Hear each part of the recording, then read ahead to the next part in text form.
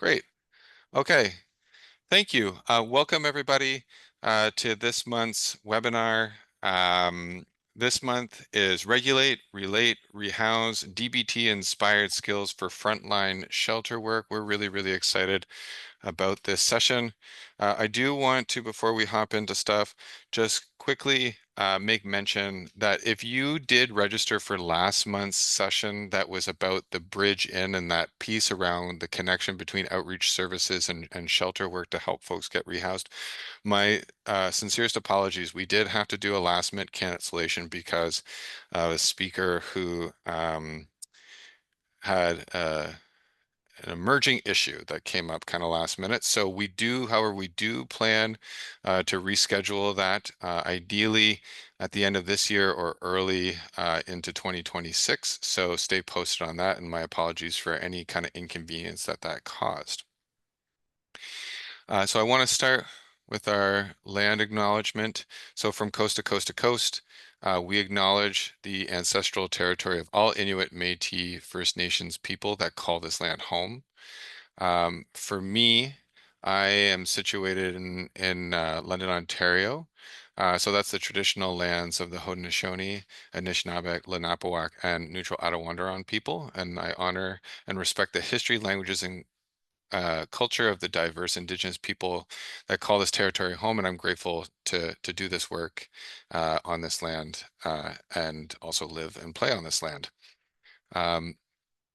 So I subscribe to land acknowledgements by personally stating what I can do as a treaty person, and I encourage others to seek learning and discourse about Indigenous communities. And for those who learn, please share, and please make sure that what you're sharing is truth.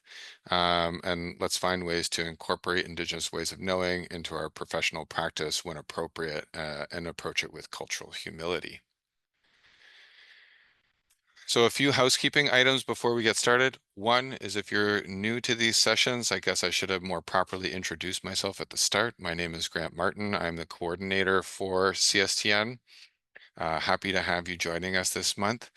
Your computers are muted just to help keep down the background noise and things like that throughout the presentation. However, there is a Q&A box.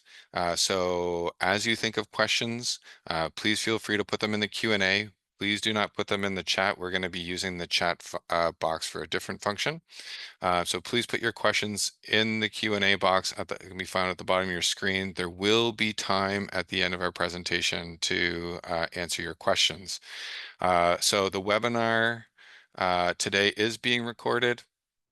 The webinar recording will be circulated, like a link to it will be circulated to everyone who registered for this session, as will the slides. And that stuff will also be posted on the CSTN website following the session. Typically within about a week or so, you can see the website name there, transformshelter.ca, to find that stuff. And our session today is 90 minutes max.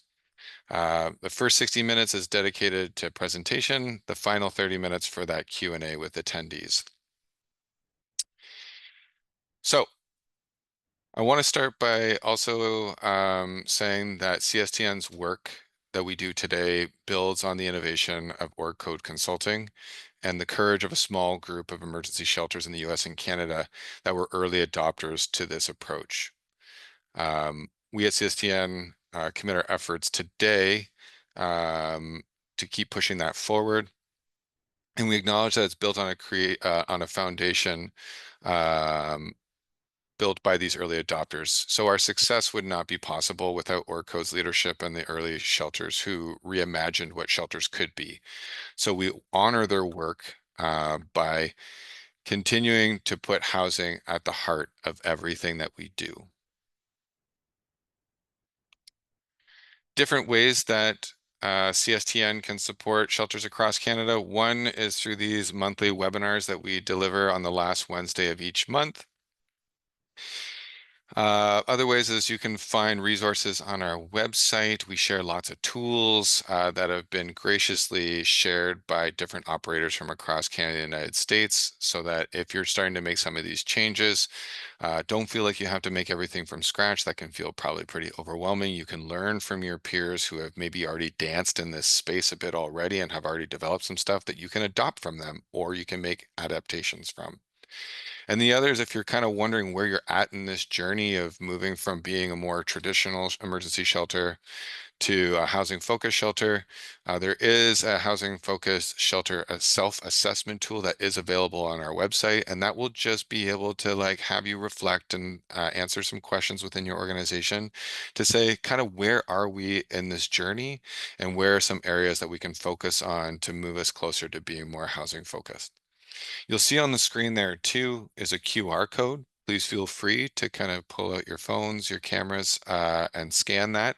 That's an opportunity to bring you to the registration link to be a member of CSTN. Membership is free. And you get to decide how passive or active you are in that membership.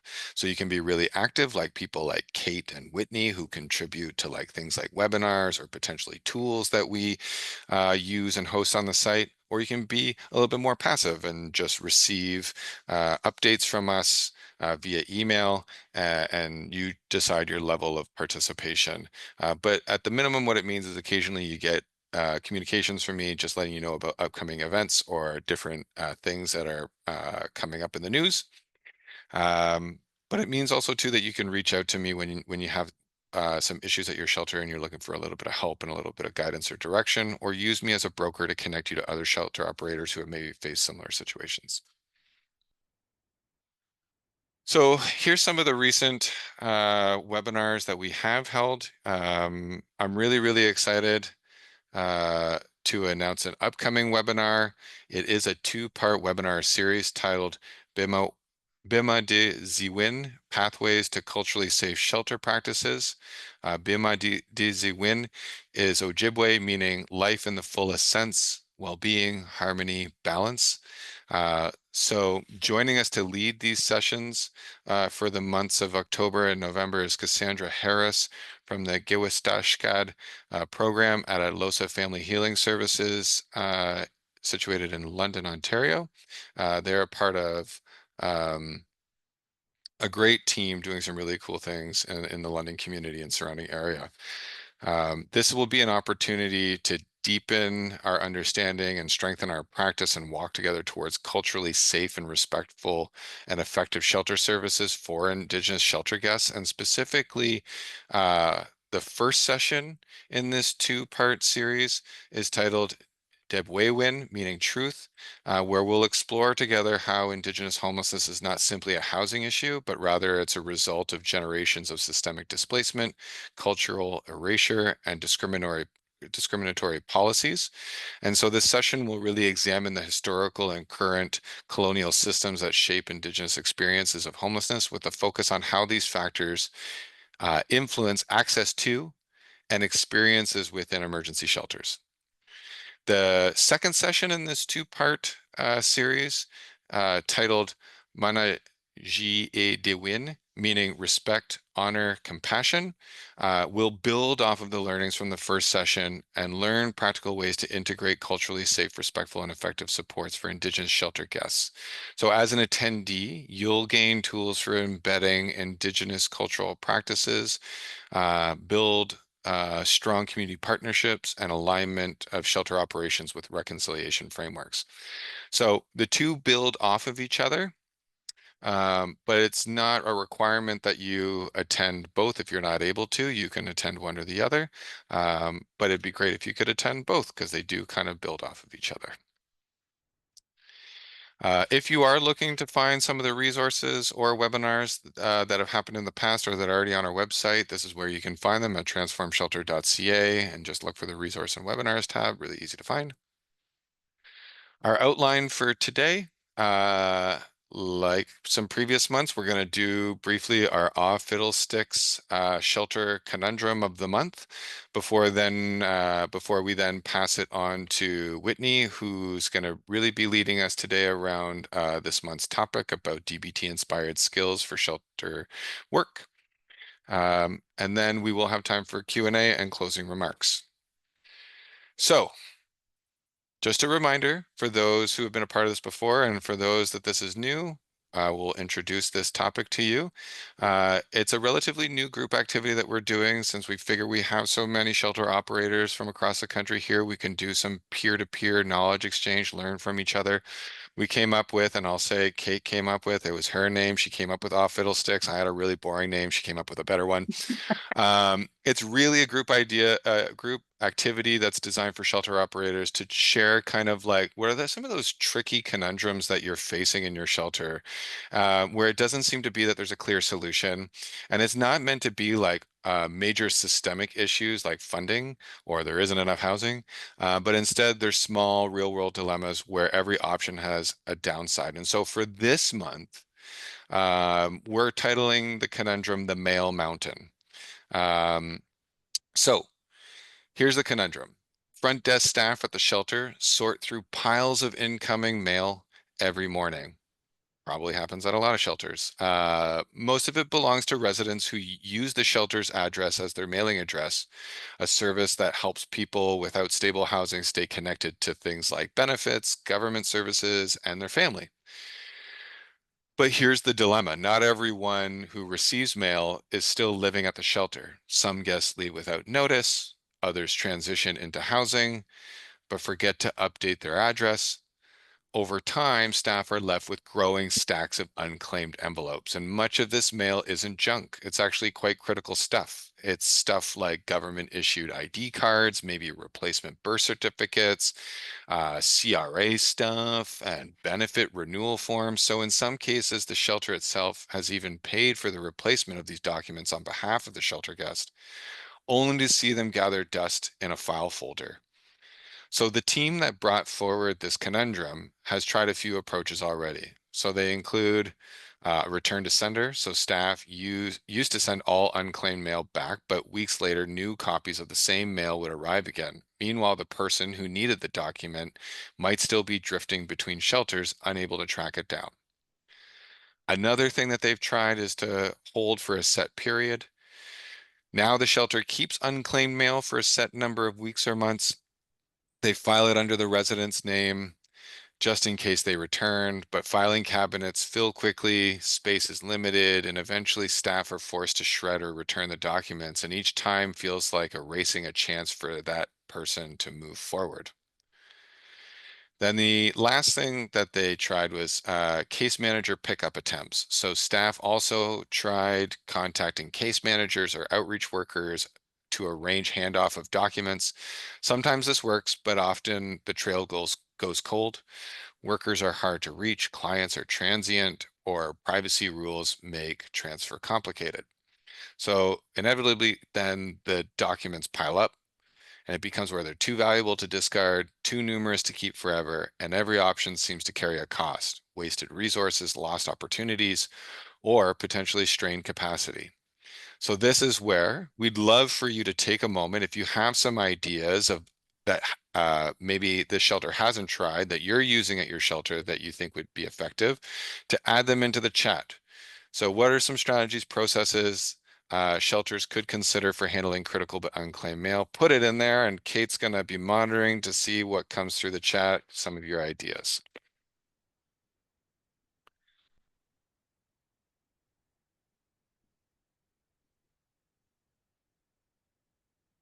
Anything coming through yet, Kate?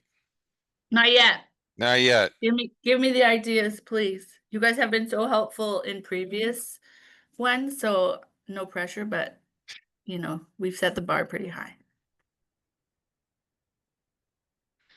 Housing history is updated in HIFIS. You couldn't mail it out to the people. Yes, love that. Getting people's new addresses, recording it, can be tricky, but yes. We call clients and ask if we can send it to them somewhere else or if they can pick it up. Government funded PO box would be in Ontario. Uh, and some people have to help me translate. Usually Grant's my Ontario translator. Um, OW meaning outreach worker, I'm assuming. Nope. Ontario Works, so social Oh, okay, assistance. like Alberta Works, gotcha. Yeah. Free voicemail setup would be great. Remind the patrons when leaving to stay in contact for future mail, especially if they're transient. That um, has been helpful. And I think in Alberta, at least, it is a cost to update your address at some places. So we're trying to keep it as low as we can. Yes, go to Canada Post and make sure that your address is changed. We will hold mail for 1 week if requested by a client. That's a, I love that boundary. That's a good boundary. 1 week. Okay. I was even thinking Okay. too, as people were kind of offering some ideas, is maybe like, do we ask that question about like potential forwarding address as part of like exiting shelter interview or at the intake part even maybe? Yeah. Like who are substitute mail recipients for you should you have to leave abruptly? Mm. Any other final thoughts before we move on, Kate? Do you guys, I love all these future focused solutions. Do you guys, can you think of anything for current state if you are like you already physically have all of this mail? And like, is there any legal um compliance that we have to do if, or that a shelter would have to do if you have, you know, 100 people's mail that is, you know, 6 months old? Any thoughts on that? Oh, people use Hyphus to alert other agencies that there's mail. That's nice that you Hmm. guys can all connect. Hmm. Return to sender. Hmm. I know it is bad to throw it out, and especially like Grant mentioned, if we've put our own resources into getting them that document, it is frustrating. That's what, Lindsay, that is what I was thinking too. Is there any confidentiality or legal stuff that we're missing if we're taking, if we have people's personal mail? Provided that you're not putting in Hyphus what the mail is, you're not breaching any confidentiality. You're just notifying that there is mail. Hmm. Good to know. Okay. I don't think it's legal to hold mail indefinitely. Also illegal to shred or throw it out. Barbara, I don't, this is why it's called all fiddlesticks because there's not a lot of options, and I don't think a lot of shelters have the capacity to just indefinitely hold people's mail for years and years in hopes that they come back. Um, yeah, I think we got a good head scratcher we for got this a one. lot. Yeah. And I We have a think lot. I think one of the things too that I might use as a takeaway is I might do some liaising with other government agent groups, like social assistants, like yeah, like social assistants, like who receive mail for folks who's like saying like, what is their direction that they receive? What are the legal obligations? Things like that. But I think also too, just in the interest of time, you can keep adding into the chat and Kate can continue to monitor your Sure. thoughts. But also if you kind of come up with an idea or some answers to Kate's questions that she was posing after the webinar, please feel free to like email me directly and I'm happy to kind of like compile your answers and be able to kind of share them so that we can have a almost like a inventory of ideas for this conundrum. Love it. All right. Thanks, Kate, for kind Of of course. sharing the thoughts in the chat. Thank you, everybody, for your participation in that activity. Another successful fiddlesticks. And if you have one for a future webinar, please feel free to reach out to me directly. We can tease something out to present, and hopefully we can help your shelter out with a conundrum that you're currently facing. Okay, so today's topic. Um, Many of us know that life in a shelter can quickly get consumed by crisis management and enforcing rules and doing things like putting out fires, both literally and figuratively, leaving little time for meaningful conversations about housing and next steps. And so today's session offers a different approach. By drawing on some really simple practical skills that are inspired from dialectical behavior therapy, or we can call it DBT, we'll look at how everyday kind of conversations in shelter settings can become more supportive, more trust building, and ultimately more housing focused. So you'll hear from Whitney about skills like distress tolerance, validation, and action planning applied in an informal, real world way that can both help staff and guests move forward, even in really, really stressful moments that occur in shelter. So our session is designed for both frontline workers and managers who want to shift from policing behaviors to fostering growth and stability. And so with that, to guide us through this, please welcome Whitney. Whitney is going to guide us through how to maximize what is within our influence to remain in kind of that role throughout our day-to-day shifts and be the best darn shelter workers with the best darn DBT-inspired skills. Whitney is a registered social worker and is a supervisor of Housing First program at the City of Windsor in Ontario. She has a background in justice, mental health, addictions, and homelessness. And she is passionate about advocacy and system reform. So Whitney is committed to creating meaningful, lasting change for underserved communities. And with that, welcome, Whitney, and I'll pass it over to you, and you can kind of take over the screen. Okay. Thanks so much, everyone. Let's see how my tech skills are today.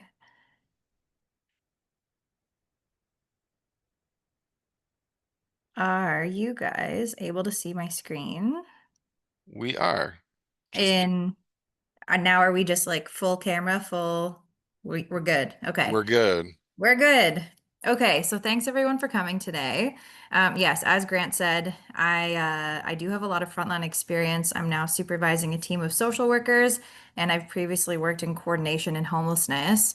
But I've also been someone who's really benefited from DBT work and learning how to regulate my own nervous system and how that makes me show up differently in the work that I'm doing. So I will talk about practical skills for our guests of shelter, but I will also talk about ways as staff we can maintain our own homeostasis in order to create more felt emotional safety in these spaces. Emotional safety will naturally translate to more conversations about housing, about addiction recovery, about resources, mental health, whatever it is that you're looking to work on with clients, because you're building trust and you have assisted their nervous system in staying in a good way. So, a little bit about why DBT is relevant to shelters, because I don't know, like maybe some folks on the call have heard DBT as like that's something they use for people with like personality disorders. It's like a program at the hospital or whatever that is. And it is like a clinically based skill set, but it is something that you can apply really informally. And the one thing that I really like to do is keep interventions feeling conversational so that people don't know that they're getting therapy skills used on them. That's not to say that you need consent, and we're not doing any deep reworking of the past, but these are strategies that you can use to help keep people, whether it be your colleagues, yourself, or clients, in a better state of emotional health. It creates shared language for emotions and behaviors. It can reduce conflict and build trust, and it can support housing outcomes and, like I'd mentioned, addictions or mental health outcomes as well. So it is something that they do use often to treat people with large histories of trauma and people that have like cluster B personality disorder traits, but it is something that's really significantly beneficial for people with depression with dysregulated nervous systems or people with high anxiety as well. The godfather of trauma in Canada, Gabor Mate, talks a little bit about the definition of trauma. And I won't go over this too much, but I want to make sure we're all working off the same playbook for what trauma is defined as. So, Trauma affects our nervous system and leaves us stuck in defenses and reactivity. It compromises our capacity to be present, open, loving, and it prevents us from being our authentic selves. A lot of people that we work with grew up in home environments or institutional environments where them being their full authentic selves was something that either their caregivers or staff or the environment couldn't manage. So they've learned a lot of survival skills that have served really well in the moment, but they don't necessarily work that well in graduating them on to housing. And they're things that we can be addressing in our everyday work within shelter systems or case management if you're doing community-based case management. So, for those of you that are joining from Windsor, know that I had a slide that said, like, there is no more housing worker. Like, the title of housing worker now is like, you are an everything worker.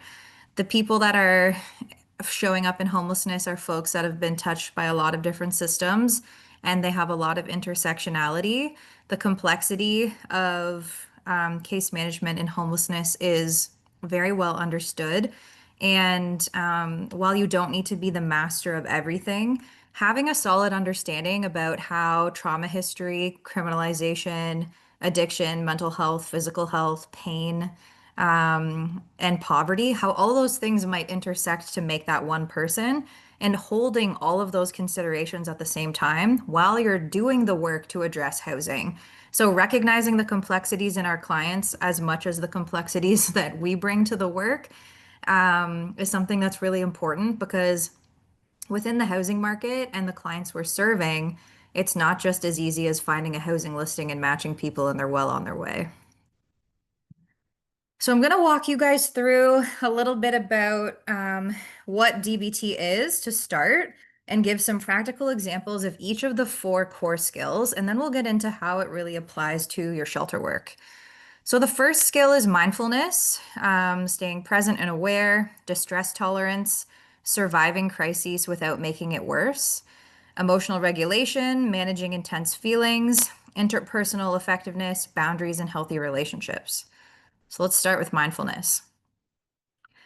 And if I don't know if you guys are anything like me, back when I was doing frontline work, I would reject the idea of mindfulness. I was like, how is breathing techniques, how is any of this stuff really going to benefit me? And now that I've done some deeper trauma work and I have a clinical practice and I understand how this work affects our nervous systems and the way that our bodies release stress, there really is a lot of benefit in diving into some of the mindfulness work. And all that it means is paying attention to what's happening right now instead of getting lost in the past or in the future.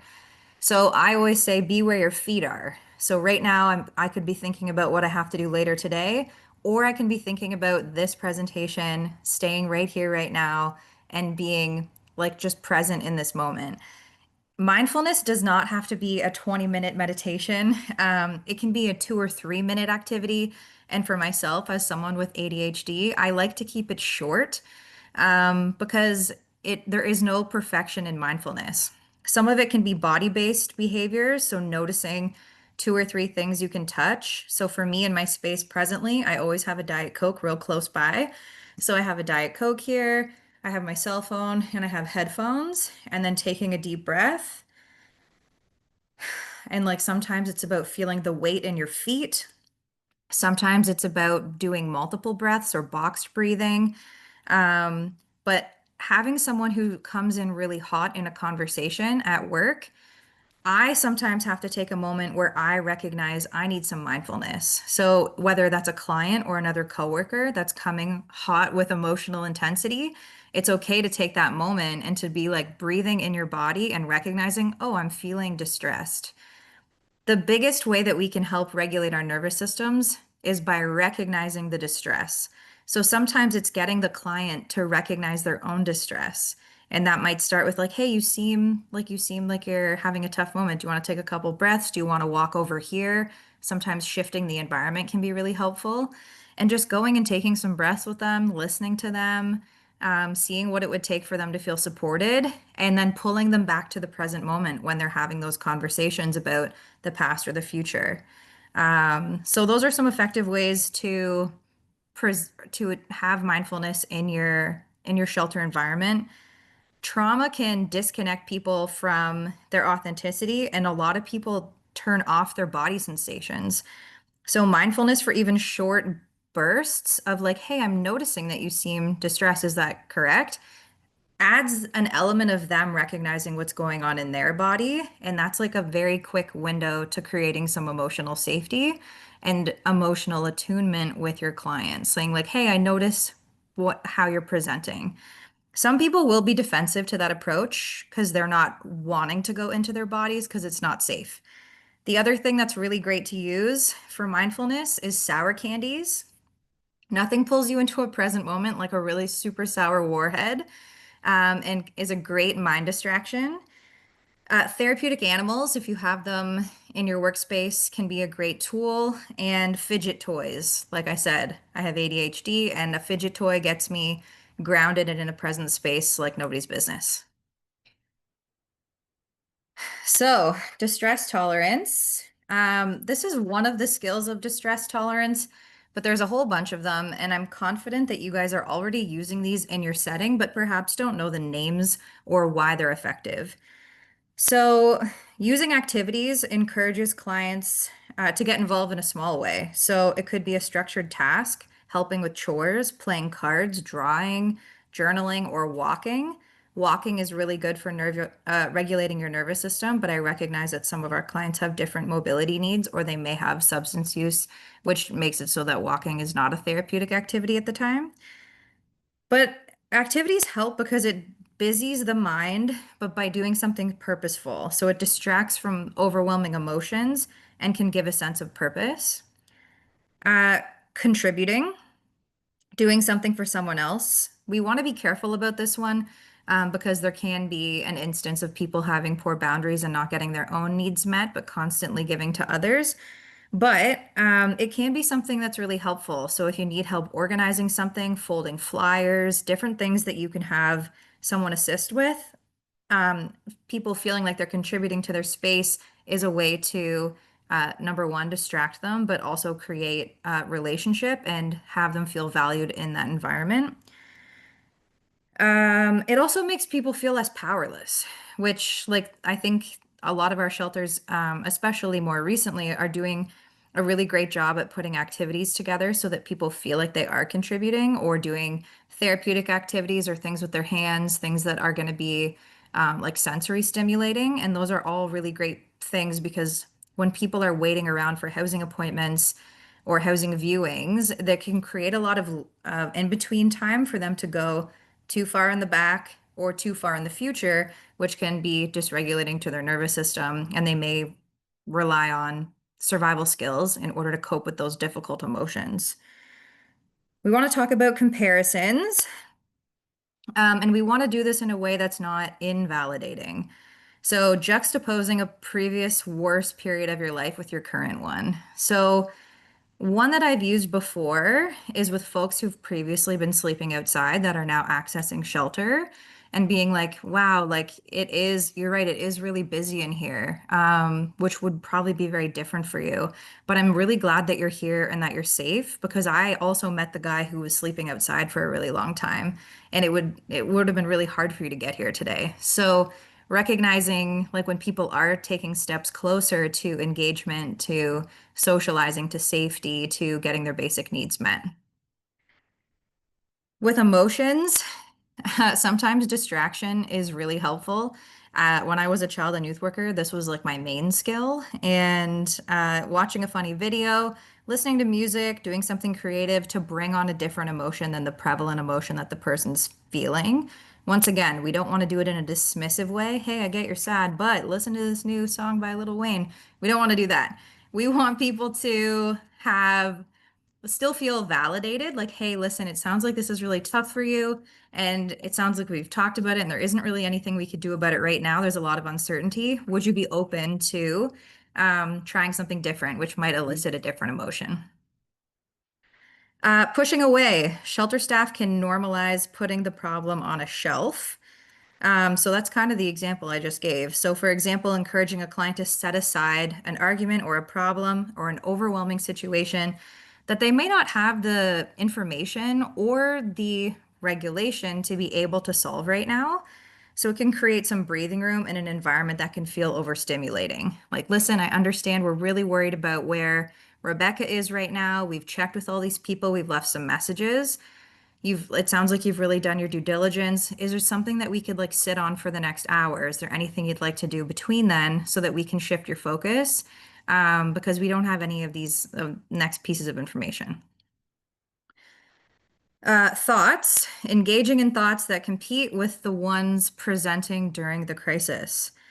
So this is something that can be really helpful, and you want to teach this skill in a way that is not invalidating again, but it distracts the brain from spiraling and offers an immediate tool to coping distress. So this is something that we use especially when people are trying to get over like phobic fears and different like really stressful situations.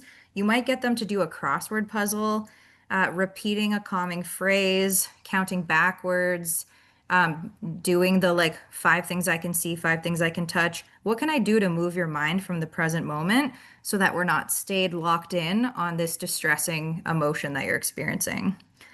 And the last one is sensations. And sensations is actually my favorite one to use. As someone with ADHD, sometimes it can be harder for me to like access my thoughts in a timely way. So some of the things with sensations is about temperature. So holding an ice cube in your hand, your brain will immediately shift focus, putting cold water on your wrists, noticing the texture of a blanket, smelling something that's calming. All of those things and those sensory changes can really shift people out of overwhelming emotional states. So those are some ways to cope with the stress tolerance. I'm confident some of you are already using, or most of you are already using some of those tools at your disposal, but they do come from a DBT framework. Whew, okay, emotional regulation. This one's an important one. And for folks that have never been told that feeling emotions is safe, what they tend to do, and when I say they, I mean myself included, intellectualize things.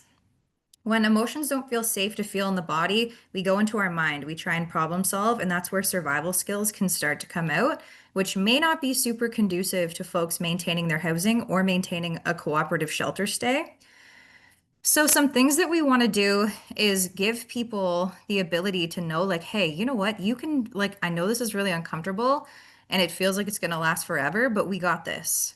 And sit with them and do some co-regulation. That could be having a couple of breaths using mindfulness strategies. It could be using temperature by having an ice cube. It could be them having a shower, something that's sensory, going to change the situation. I know that showers can pose different issues as well. But we want to teach people that emotions aren't dangerous and that they do have the skills to navigate these feelings and that like you won't feel this way forever. So we also want to be checking in with the facts. People who've had a lot of trauma creates adaptive skills so that we can misinterpret cues. And I'm confident that all of us on this call have also misinterpreted cues before. So some of the examples is like this staff is ignoring me when really the staff may be busy and there could be an entirely different explanation for that neutral behavior. So when we check the facts with people, we can reduce escalation by separating a real threat from trauma-driven assumptions and allowed for a more measured response. So like, okay, what's going on? Can you tell me what's happening from your experience? Okay, are you open to an alternative explanation for what that might be or what that might look like? And then try and see if that can be something to decrease the wave of that curling emotion. And the last one is opposite action. And opposite action is incredibly helpful. I'm going to say for everybody. So whenever we feel the need to do something that may not be in our own secure best interest, we want to try and think about taking the opposite action. So walking away from a situation or isolating. Isolating is a big one for folks that have experienced a lot of trauma and maybe are going through a lot of emotional distress, but maybe we are going to try and get them to go outside. Hey, I understand you want to stay in here. can we go outside for 5 to 10 minutes together and we don't have to talk if you don't want to, but like maybe let's see if some fresh air is something that would change things for you. And exploring, why people want to retreat, or if someone feels the need to settle a fight right then and there and they're really escalated, if this is a skill you've talked about ahead of time, be like, this might not be in our best interest. Can we try and walk this back a bit? So if your intensity is to go towards a burning building that's going to be causing a lot of chaos and disruption, maybe we want to peel back a bit. So some of these skills, especially opposite action, requires having those conversations with folks after the escalated moment. And in terms of a housing framework, it might be, hey, I understand that the last housing placement that you went to look at didn't work out. Is that why you're not wanting to re-engage? Should we get back out there? What are your self-limiting beliefs about your ability to be successful in homelessness? What are the stories you tell yourself? If you got a place, what would that look like? Do you think you have those skills? And trying to move people away from the narratives that their mind or their trauma creates. The last one is interpersonal effectiveness, which the goals of interpersonal effectiveness is to get more of what you want. Keeping and maintaining relationships and maintaining your self-respect. This will look different for everybody depending on what their survival strategy is. For folks that self-abandoned and always give everything to other people, we're going to really want to be focusing on boundaries. For folks that maybe come in too hot and escalate things with other staff or get into a lot of conflict, we might want to teach them how to make people respect them and hear them while delivering a message in a different way that might not have such strong consequences. And when it comes to getting what we want, sometimes it's understanding what other people are motivated by. And just because we're right doesn't mean that we're going to get our needs met. So really teaching people those interpersonal dynamics that are going to translate to a more harmonious shelter state, but also them moving towards better conflict management skills when they are housed and they are on their own to navigate some of those interpersonal relationships, whether it be with a roommate or a landlord. So you can use shelter scenarios to practice self-advocacy. So you want to frame skills around issues that they're actually having at a time when they are not feeling super intense. And you can teach through role play. So I like to ask people, like, what are you going to do if you're in a situation, you have your own place, people are knocking on the door and they want to stay for the night? How are you going to handle that? What if it's a person that you have a great relationship with? What if it's someone who you might feel intimidated by? And like, how do you think that would go? What are some ways we could solve that conflict if your conversation didn't work the way that you wanted it to? And really hash out what the next steps would look like. All of that rehearsal is going to make a difference in terms of how they're going to present in the moment, especially for folks with trauma who may more easily flip into like a fight or a freeze response. We want to make them aware of like the little bits that we see of them. Hey, I noticed that when it comes to conflict, you go 0 to 100 really quick.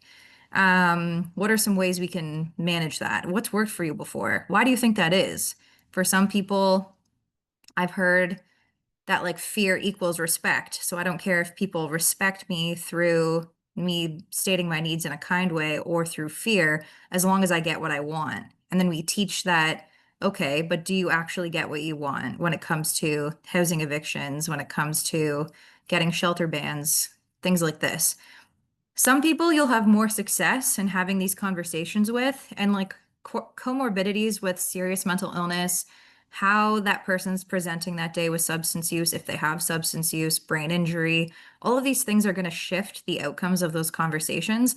But these are still really great skills to break down into bite-sized pieces and to start normalizing amongst the clients you're supporting. The biggest one is to normalize emotions. There's no like raising hands feature here, but I'm confident that all of us on this webinar have felt crazy or needy or intense for having the emotions that we have at some point in our lives, and how nice and reassuring and validating it is when someone's like, hey, it makes sense that you feel like this. That makes sense to me. That can immediately take an emotional intensity from a 10 to an 8. Even if you don't understand, saying like, okay, that sounds really painful. is something that is going to make a significant mark at just making it so that they don't have to feel defensive of their emotional presentation. We really do want to focus on boundaries with folks who've experienced a lot of trauma and may have more of a fawn response because they will give away everything of theirs. They will often have people around them that are takers while they're givers, and it's going to feel really strange for them to set boundaries at first.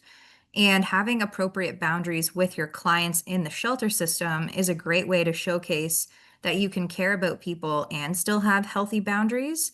So being mindful of codependency aspects within the shelter system and clients, like that clients aren't here for us, we're here for them, is like a great way to really have those boundary conversations about how they can improve those areas. Okay, so I want to talk a little bit about regulation over punishment. And I think like a great example of this is, and no one here is saying that they're a huge fan of how corrections are doing things, but corrections in Ontario are trying to shift to more of a direct supervision model versus security or corrections officers being like behind like an observation station. And they found that having the guards right out there interacting with folks, they have the ability to catch people doing the behaviors that they want to be rewarding, as opposed to just always coming out and enforcing rules and shutting things down and having more of a punitive effect. There's less violence in some of the direct supervision facilities. And so this is something that we know that relationship and catching people doing something well is going to have a better outcome than constantly staying on top of people about what they're doing wrong. So, regulation over punishment really focuses on helping clients understand and manage their triggers associated with those bad behaviors that we're seeing, can foster trust, safety, engagement, which are protective factors against homelessness reoccurrence, and it teaches collaborative problem solving. We know these folks that we're serving often have like a deep history of incarceration or other institutions, which have created associations of mistrust with their nervous system. So while we are calm and regulated, using good emotional healthy skills and being secure in our own attachment to the clients, we can be doing some of the healthy co-regulation and reparenting work that is recommended for folks that would maybe be having more traditional therapy. But I recognize that our clients either there isn't those services ready, and it's an underfunded sector. It's an underfunded sector of things. The caveat that I say about regulation over punishment is there still needs to be accountability, and accountability is kindness. So, this is not to give people like an emotional, like, oh, that sounds really difficult, and to never hold the firm line of your boundaries. The rules that you sometimes enforce in a shelter system will become your hardest ones to ever enforce. So, having consistency really creates safety. And that consistency involves accountability for behaviors that are problematic across the shelter spectrum. And when guests suspect that there's favoritism among staff or rules that are selectively enforced, those are things that create a lack of safety as well. Okay, so we'll talk a bit about how the body is a relationship tool. So I'm gonna give the best example I can give for this is like growing up, did you ever have to ask people for permission if you had a two-parent family or if you had the option of caregivers, teachers, whoever, and you had to ask for a favor and you would go and you'd kind of scan the room and you'd be like, okay, Mrs. Taylor seems like kind of agitated today, so I don't really want to go up and ask her. And you'd maybe scan someone else and be like, okay, they seem like they're in a good mood. That's who I'm going to ask for what I need. That is our brains scanning for Bluetooth signals, and our nervous systems give off these signals of openness, of defensiveness, of how calm and regulated we are versus how stressed and how dysregulated we are. And the clients can feel that. I apologize. I say guests, clients. I'm not sure what the verbiage is depending on each of your spaces. But our nervous systems can detect all of those changes. And the more regulated and calm that we are, the safer people are going to feel to come to us, and the more we can create co-regulation in the folks we're supporting. So our own self-awareness is our biggest relationship builder, and recognizing like, hey, I'm not at 100% today. That doesn't mean I'm going to go and tell, the person I'm working with any of my problems. I'd say, hey, if I'm yawning in an appointment, I'll say, hey, this isn't about you. I'm really interested in what you're saying. I just didn't get enough sleep. Little things that you can say to create safety, and then flagging your team like, hey, I'm not on my best A game today, which we'll talk a little bit about like what team support would look like in terms of emotional regulation. So I wanted to go over just a quick scenario of DBT in action. So I've named them Jim and Ben. Um, I have met many Jims and many Bens in shelters, not in shelters. So if your name is Jim or Ben, shout out to you. But in this scenario, you have someone who's clenching their fist saying, I told you not to touch my food. Don't play dumb. I know it was you. Someone getting in their face. Ben gets in their face. Get out of my face. I don't need this. You think you're tough? Try me. I'll smash you if you don't back off right now. This is a situation that I would see a lot when I worked in the jail system.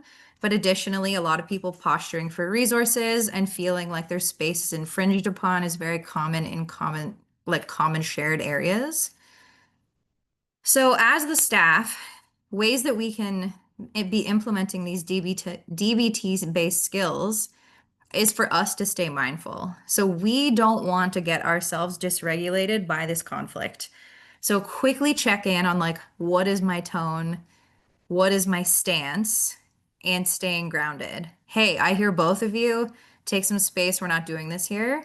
Something that's calm but still firm to match the energy of the intensity that's getting brought in the scenario. We want to validate without creating sides. It's hard when you feel disrespected. I get why you're heated. Being accused sucks. It makes sense that you're defensive. So a simple statement to be like, I'm normalizing that this is your experience right now, and then trying to separate the folks. So using distress tolerance, we want to create physical and emotional pause. Direct the movement with short, simple commands. Hey, Jim, come outside with me for some air. Ben, grab some water with your other staff member. We're going to separate. Once again, staying calm and regulated in your tone, and seeing if that calm and that regulation in your relationship to those clients is something that's going to have, hopefully, a better element of reducing some of the intensity in that moment. There are obviously moments where you need to get more direct, and when there is confrontation. Step 4, interpersonal effectiveness after the cool down. So during that distress tolerance, you're removing them from that situation. You might do some breath work. Take a breath with me. And they might be talking about the past or the future. Okay, let's stay right here in the now. How do we focus on this? So that's going to create some safety and some distance from like the possibilities of situations that the clients could be thinking of. And then interpersonal effectiveness. Once some of that distress has cooled down, it becomes a conversation. Look, nobody wins if we're fighting. What we can do is agree.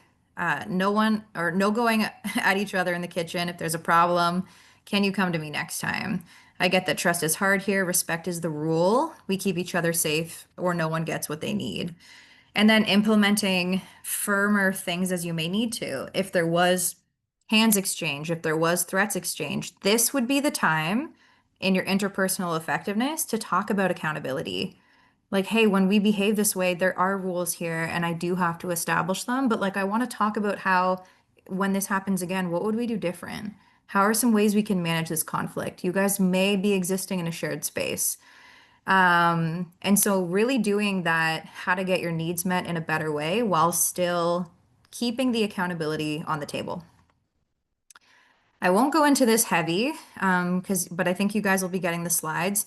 The reason I love this trauma personality types is because at the bottom, it says mislabeled as. So often you'll hear this person's a narcissist, this person has OCD, this person is whatever.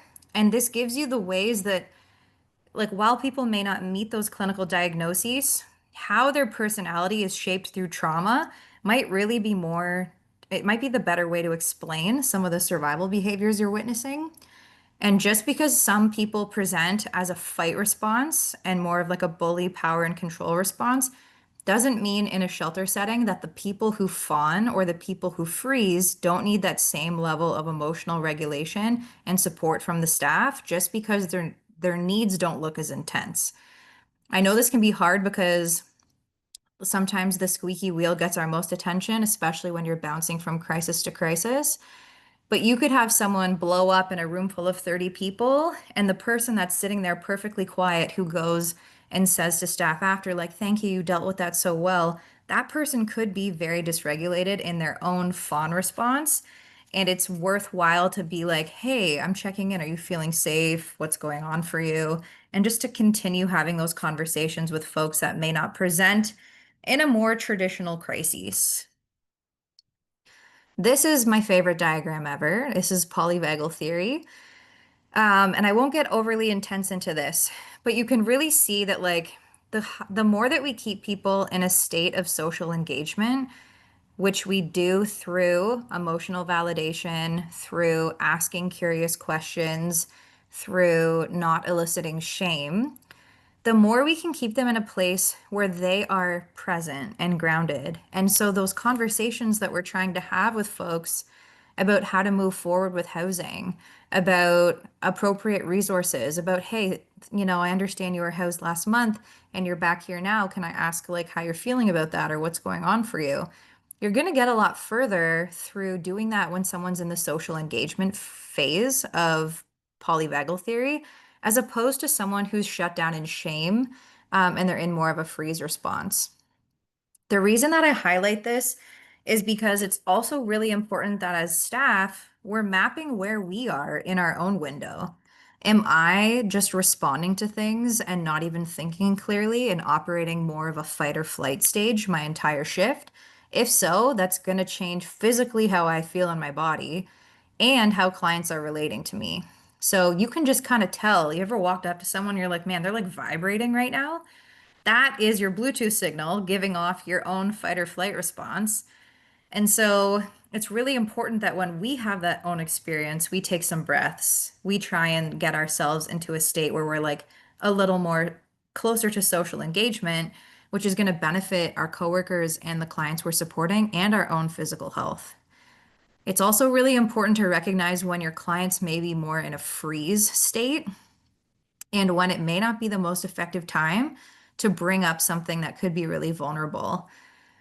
Some of the things I'd mentioned before about like temperature and sour candies, those are things that can get people out of a freeze state into a more activated state so they can be closer to having conversations and their nervous system is like kicked out of its emergency vibes. So, yes, curiosity is the antidote to shame. The more ashamed people feel, the less honest they want to be, the less likely they want to engage. Um, and we're not really getting very far by, already people with a lot of trauma by activating their shame because they will stop trusting you. So, clients that are in like a high amount of avoidance, we may want to look at how are we choosing to engage with them, and are we engaging in a way that is eliciting a lot of shame, which is creating for them to withdraw. So we want to look at reframing some things. What are some ways that we can keep people out of a shame-based response? So as opposed to asking, why did you make so much noise last night? Haven't we told you 100 times to be quiet? Staying curious, saying what was going on for you last night before things got loud, and what makes it harder to keep the noise down after curfew. Obviously your tone has a huge impact on how things come across, which is also another reason to know where you are in this chart when you're having those conversations, because if you yourself are in fight or flight, you might come across a little hotter than you mean to. Interpersonal conflict. Why are you always starting fights? Why can't you get along with other people? We could shift that to what was happening for you right before things got heated. How did you feel during that conflict? What do you think might work better if this comes up again? And I fully recognize that you might want to like make some of these even more like slang, jargon, whatever you think is going to get through to the population you're working with. None of this work has to sound clinical for it to land. It's all about your relationship, your delivery, and your honest curiosity and an attempt to really pull away from anything that's going to elicit shame. So the other bit of staying away from shame is focusing on validation. As people are starting to disclose pieces to you, you might want to say some of these green statements. So acknowledging feelings, normalizing struggles, being curious, offering support without fixing, and saying, I hear you, that sounds really tough. Things that we really want to stay away from is I told you not to do that. If you just listened to me, things would have been different. It's not a big deal. You'll be fine. The one that, many of us maybe grew up with, because it seemed to be something of like our parents' generation is like, oh, there's like kids, starving kids in other places of the country, and, doing things that are really dismissive and invalidating of folks' emotions. We never want people to think that we are the messiah of their life. We never want clients to come to us as like, oh, I have to ask Whitney for permission to do everything because she knows best. So we never want to be making, those are actually shame-based statements when we tell people, I know what's best for you. This is something you should be doing. Statements with should in it or shouldn't are usually comments that are going to elicit more shame and are going to create a codependent relationship or one that really devalues the client's own power. Whew, I feel like I'm in an eye exam here. This one turned out blurry. But I hope you guys can see this okay. So, trust building in shelters, predictability creates safety. Clear routines, consistent staff responses, transparent rules. That means similar-ish rules for everyone. I understand there's individualized circumstances and treatment plans based on the client's needs, but when they see that one person can be late for curfew and another one can't, it really does create a sense of distrust, and your efforts to build emotional safety and have those transparent conversations about housing and moving forward are going to be much more difficult because they've lost faith in the system. So when we have a basis of trust and safety, we encourage people to take new risks, and it provides an opportunity where we can teach new skills. So it is hard to keep a group of people aligned, especially when it's not about how one staff wants to work with an individual caseload. It's typically how multiple staff interact with the same client population. But as much consistency as you can create and limiting codependency and holding curious accountability and support, you're going to have better outcomes for teaching them new skills for successful housing placements. So some strategies for staff emotional regulation is really about honesty. And honesty is something that we're not always really good at even being with ourselves. And I can say it's something that I'm still learning about when I'm feeling stress in my body, really being able to pay attention to it and to be honest with other folks about like, hey, I might need a break right now. So I'm sure that some of you are thinking, okay, Whitney, this is great, but have you ever been to a shelter? There's high crisis environments, and I understand entirely that some of these strategies are hard to implement on the day-to-day if you're putting out crises. But as long as after the crises, you're doing some of that like emotional work after, like, hey, how can we build this skill better? You know what? I really don't like having to talk to you like that. And I think that we need to problem solve for when this happens again. Doing that emotional repair work after crises also creates an environment of emotional safety, which can create for better behavior, more pride in their environment, making people feel cared for, and that encourages folks to participate more so in their goals. Team huddles are a great way to like start your shift. So the staff members can say like where they're at and what percentage they're operating at today. You don't have to give like an overly personal answer, but saying like, hey, I'm at 50% today, like my kid was up all night or I'm not feeling physically well. Or I feel really triggered by this client. If they start to escalate, can someone help support me with it? That's going to create a better environment for everybody. Doing some body check-ins, doing some deep breathing, recognizing when you're just like maybe in the hallway or in a space where you're monitoring for behavior, seeing like, am I holding tension in my body? Like, oh, can I stretch right now? How do I just like get myself present? Am I focusing on the future or the past? How do I just stay here where I am? Little bits of mindfulness for the staff. Having debriefs with other colleagues, stretching or walking on a 15 or a 10-minute break is really helpful. And the last one I put is unpacking our own baggage. And the reason I put it is because there's, I think that most people have trauma that requires to be unpacked or is we're invited to unpack it at different points in our life. And I have become a better staff, supervisor, coworker, everything by doing my own work, by recognizing ways that I need to show up better, how I need to manage conflict better, how I need to do my self-care better. All of those things have made me show up for a team better. And the more that we actually lean into like the harder self-care of like the emotional element, not just bubble baths or glasses of wine or getting our nails done or whatever that might look like, those are all good.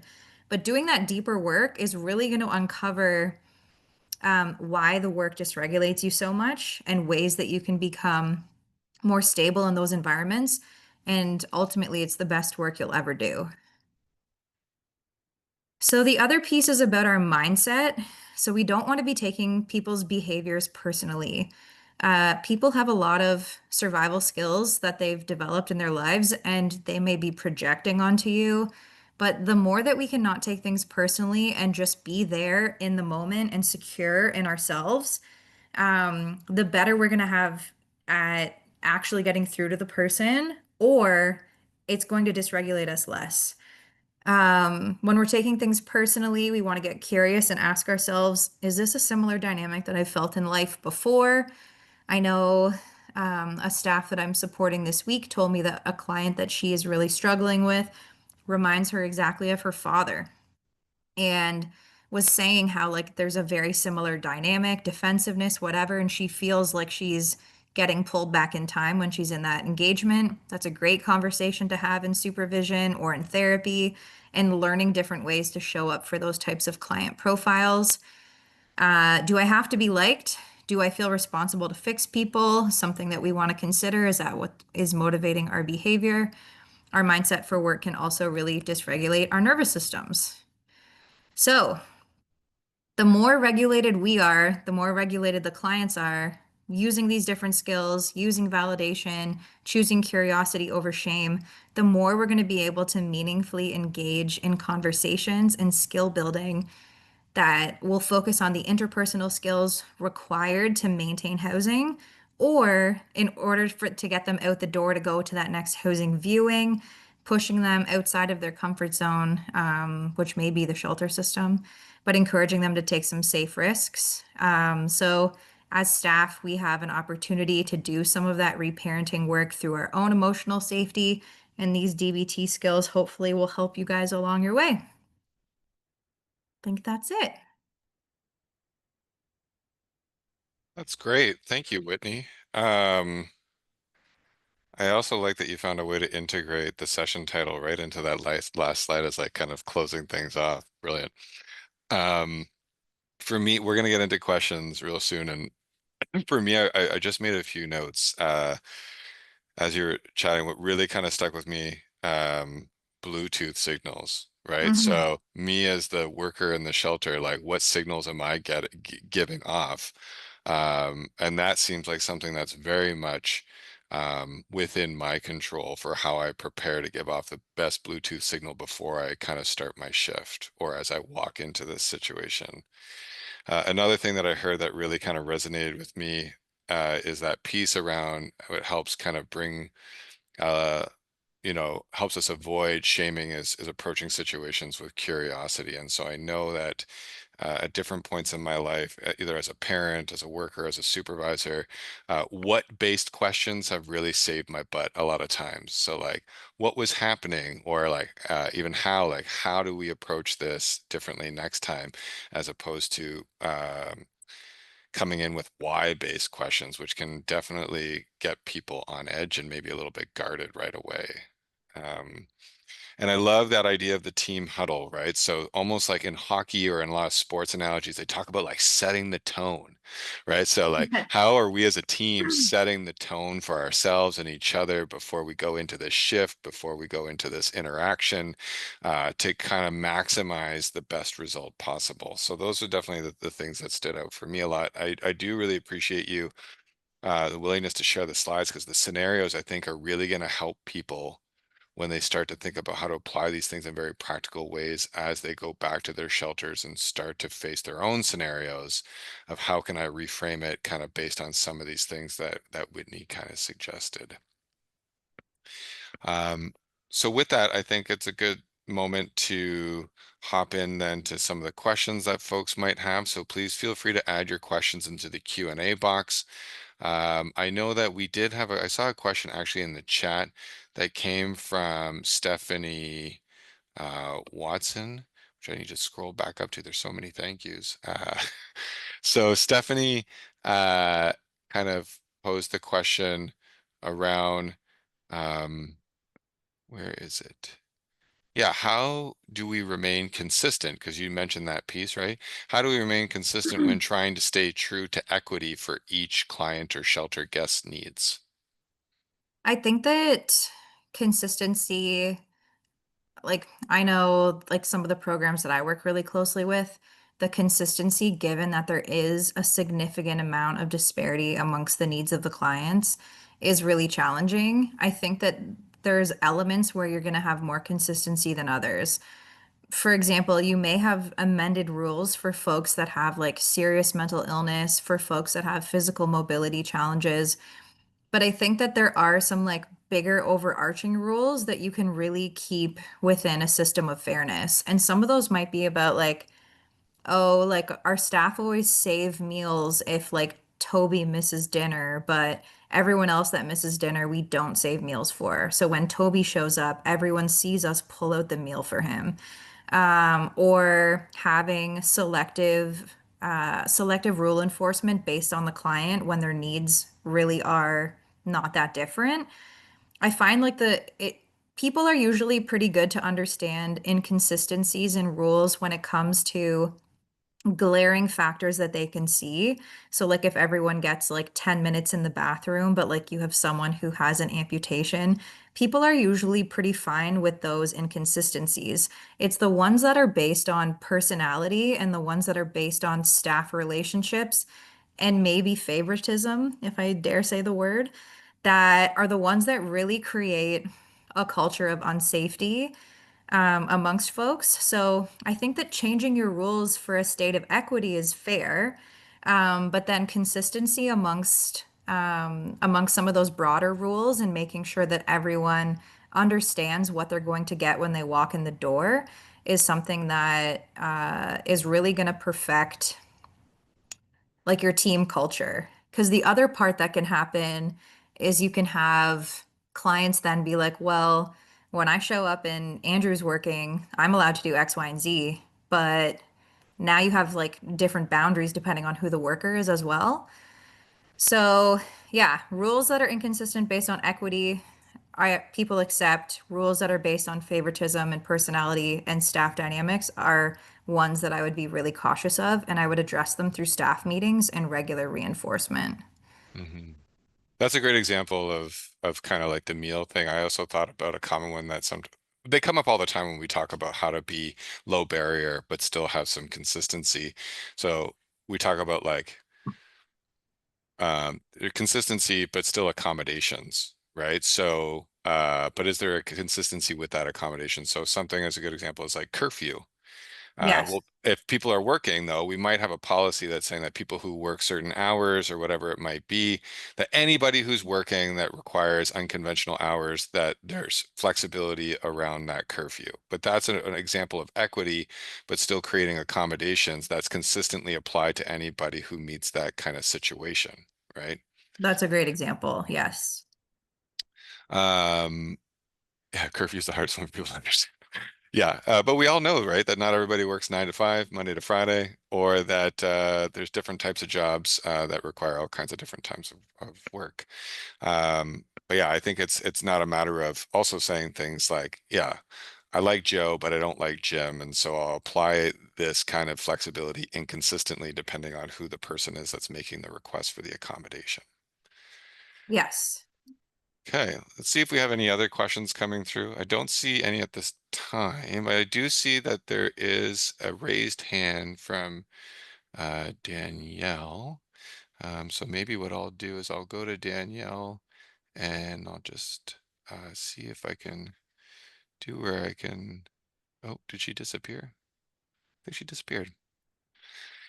Okay, I don't see her there anymore. Oh, there's her name, her raised hand. Why can't I find her in the list? Um, If I was better with technology, I would help you. Yeah, her hand is raised there, but I can't find her to like create an opportunity for her to chat. I'm hoping Oh, she wrote, if there's no way to unmute me, that's okay. Maybe she could throw it in the chat box. yeah, Danielle, yeah, if you're able to kind of throw your question into the Q&A box, that'd be great. Maybe while we're waiting for Danielle's question, I know I have some preset ones that I wanted to maybe float by you, Whitney. Um, One was, you mentioned uh, that a lot of really practical things that we could integrate.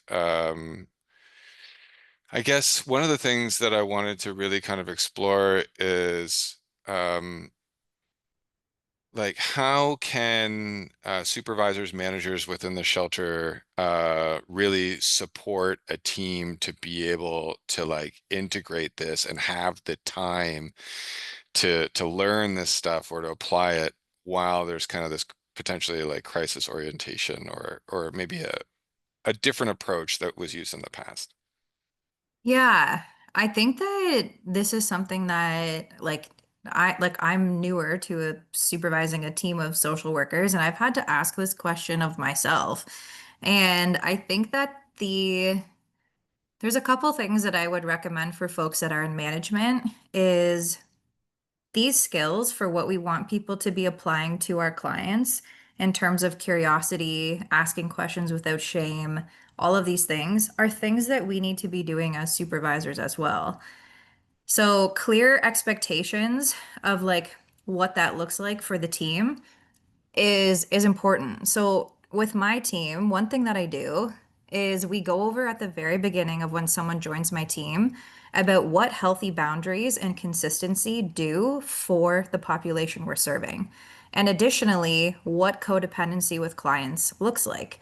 So we have conversations about like setting a healthy emotional tone with the clients and also a whole list of things that like we wouldn't do that clients may ask us to do.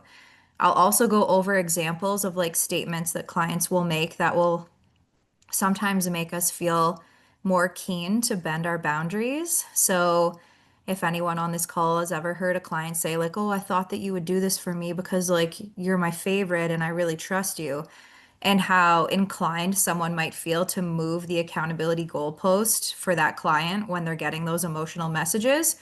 So I really try and talk to teams about like normalizing that this work is emotional work and you're watching people live in a way where they don't have their basic needs met often. People are struggling. Accountability and boundaries and consistency is really hard to do when people are already having a bad day. But like, what is the overarching goal of what we're trying to create? And we're trying to create like a safe, healthy emotional environment for our guests in the program we want to be looking at people beyond just the fight response. So people that are maybe more intense in their behavior presentation and still make sure we're providing safety and emotional attunement to the folks that are quieter, the folks that are maybe more frozen, more into themselves. And by teaching staff these skills and encouraging this work and giving them the time to have debriefs and have supervision after some of these crisis moments, I think some of this gets more embedded in the work. I think that these skills and orientating a space this way requires a lot of intention, and that starts from management having those expectations of their team and asking the questions of like, hey, seems to be a lot of inconsistency with this client. Like, what is going on for you when you're working with them? Is there someone that we can have you switch off with? How can we respond to this differently? So we really have to be giving our frontline staff the skills and the time to be emotionally regulated, to have the expectations of what creates an emotionally safe space for clients and staff. And that takes a lot of staying on top of things. Okay, appreciate that. We do have Danielle who was able to pose her question. She typed it out. She said it's a bit complex, but basically we have a resident here that has been inappropriate with me and has not respected my authority or me as a person. I have made it clear that I am not comfortable with the way they disrespect me and has said several times that he thinks I hate him or that I treat him differently. And although he is right, I do treat him differently. It is due to the ways he disrespected me. Sorry, he unfortunately lost that right with me due to his behavior. However, I'm finding it hard to approach him in the fun and lighthearted ways as I do with the other residents because I feel like he took advantage of my niceness. Hmm. I think that that's something that I do like talk to a lot of staff about for sure, without knowing the specifics of the disrespect that you're mentioning. Um, There's a couple of things that I like to explore with the staff. And once again, I can appreciate that you haven't been like fully explicit in the details here. So I don't mean for my answer in any way to be dismissive of the disrespect that you've experienced or the authority that was challenged of you, because I don't know in which way that was happening. But the biggest piece for me when a staff would come to me with this type of complaint is I would ask questions about like how are they feeling in the interaction? What are the things that like the client, like if we were to approach this from like the client's mindset, like what do we think's going on? Sometimes sometimes it can be that you can be targeted by a client if they are if they've perceived that perhaps you don't have strong boundaries, or if you remind them of someone, there can be projection, there can be so many things. But the things that I encourage the staff to do is like to focus on their frame of control. So depending on what rule or what authority has been disrespected, I ask the question of like, does this feel personal to you? Is it personal? And if there was an action that made it personal, then sure, we could explore that and we could talk about that. But sometimes people are trying to get their needs met in a way that's not healthy, and that's why I say try to depersonalize the intensity of that clients can bring to you, because it really is often not based on you. So keeping yourself as like the frame of reference, do you have clear, consistent boundaries with all of the clients? When you say you were disrespected because of your niceness, what does that mean? Like, niceness can mean so many things. Like, is it that you bend boundaries for people? Is it that you are really complimentary with folks? You want to try and keep your presentation amongst all of the folks you're servicing pretty consistent. But it is really difficult when there has been conflict with people before. And sometimes it can be really helpful to have a conversation with that client if it's appropriate, given what's going on. Like, hey, I really used to like when we were chatting together, but this one thing really pushed my boundaries and I felt like you weren't hearing me. You can see how that goes and do like some open sharing, but it is really hard it is really hard to know how to approach it without like hearing more about the situation. If you ever wanted to email me, we could chat about it and we could try and figure it out. But um, some people will also lose access to your lighthearted self depending on the level of disrespect that you experience. And those are natural consequences for behavior, but you want to be mindful that it doesn't change the way that you engage with them entirely, that they still have access to the consistency of the rules, that their basic needs are met, and that they do have people that they feel safe in approaching and speaking to at your center. Yeah, Mhm.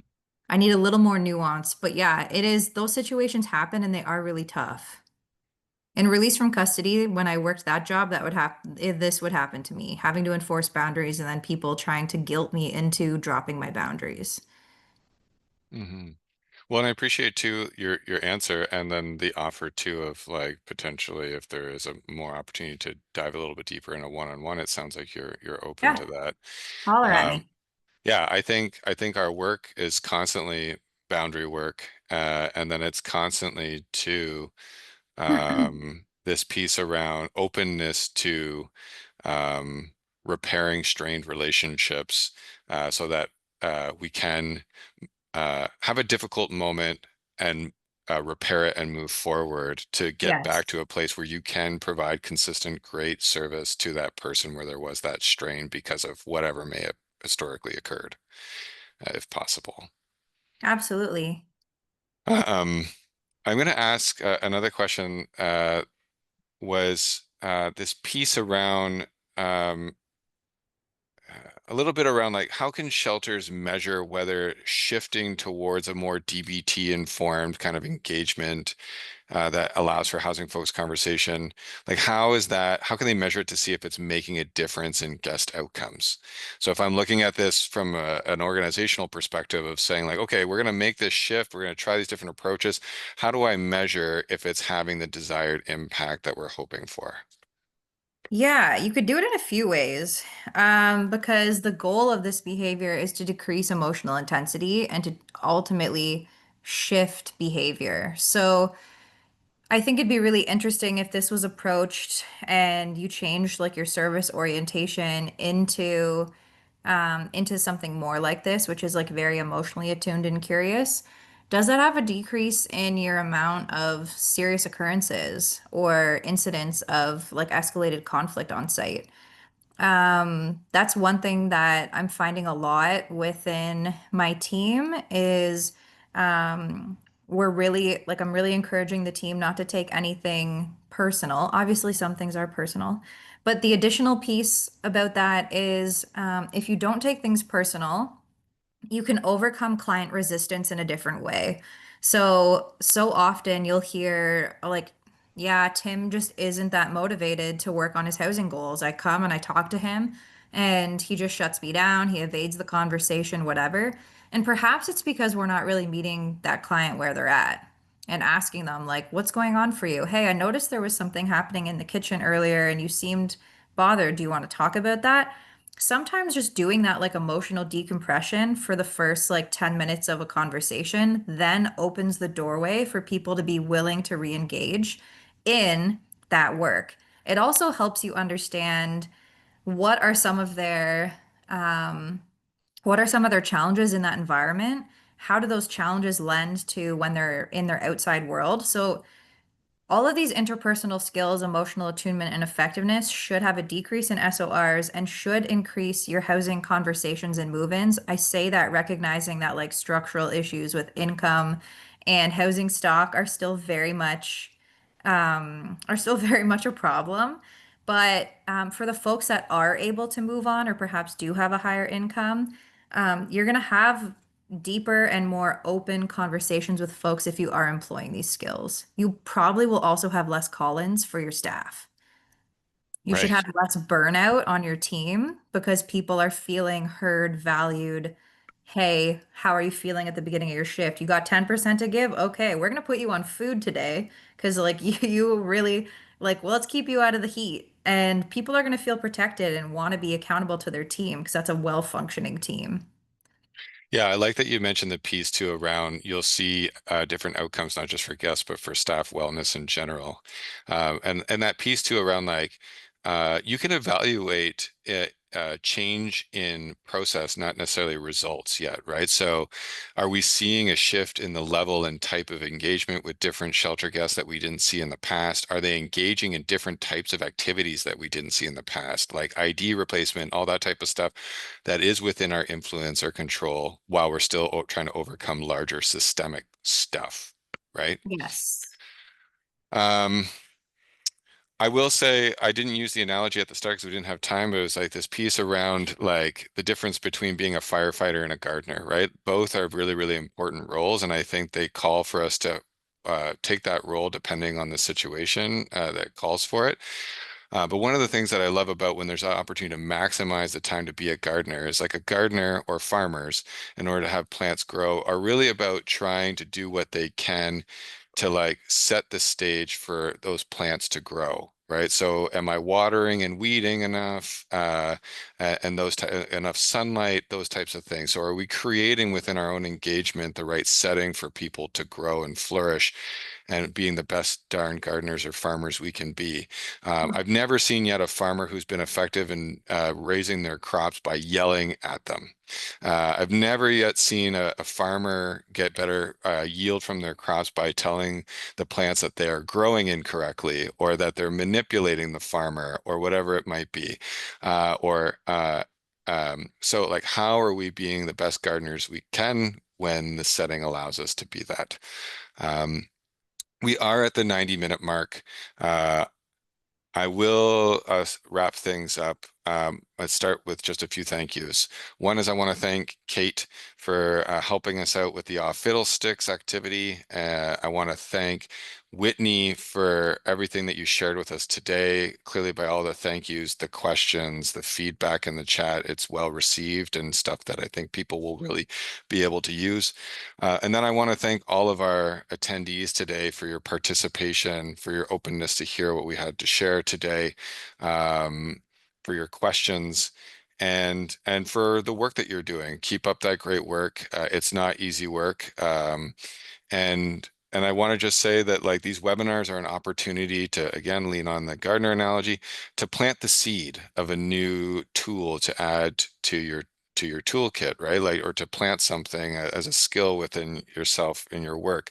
If you're looking for more in-depth stuff, or if you're looking to continue the conversation around how to do a deeper dive around some of these things, please reach out to me. I think this is the strength of the network as a true peer-to-peer knowledge exchange with shelter operators and like-minded folks across the country to learn from each other. So thank you so much. Final thoughts, comments from you, Whitney?